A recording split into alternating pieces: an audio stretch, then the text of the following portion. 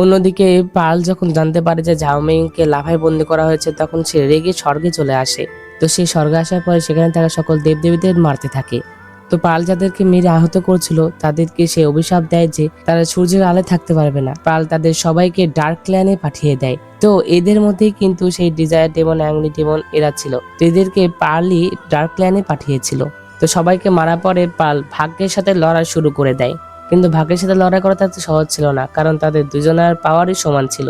তো এই লড়াইয়ে তারা দুজনে অনেক বেশি আহত হয়ে পড়েছিল। তো তখন পাল সেখান থেকে ঐশ্বরিক মৃত্যুদণ্ডের প্ল্যাটফর্মে এসেছিল। আর সেখানে এসে সে তার পাওয়ারের মাধ্যমে একজন দেবতাকে তৈরি করে, যাকে কিনা সে আদেশ দেয় যে তোমার নাম হবে উচ্চ চক্রীয় দেবতা, তুমি সময়কে উল্টে দেওয়ার ক্ষমতা রাখবে। তো পাল এখানে তাকে দায়িত্ব দেয় যে সে সময় নিয়ন্ত্রণ করবে, এবং পাল তাকে আরো বলে যে তোমার শুধু এটাই মনে রাখতে হবে যে অনেক বছর পরে এখানে একজন আসবে, সে তোমাকে যেটাই বলবে না কেন তুমি তার কথা শুনবে এবং তাকে সাহায্য করবে। তো সেই প্ল্যাটফর্ম থেকে আসার পরে পাল আবারও ভাগ্যের কাছে আসে, ভাগ্যকে বলে যে আমি কখনোই হাল ছাড়বো না।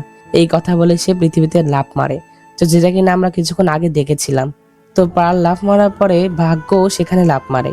তো এতক্ষণ তো আমরা এই সকল দৃশ্যগুলো ফ্ল্যাশব্যাক দেখছিলাম। তো এই অসম্ভব সুন্দর ড্রামাটি দেখতে হলে সিয়ার সাগর মুভি এক্সপ্লেন চ্যানেলটি সাবস্ক্রাইব করে পাশে থাকা বেল বাটনটি অলে ক্লিক করে দাও। তো দেখা হচ্ছে এক্সপ্লেনে। আল্লাহ হাফেজ।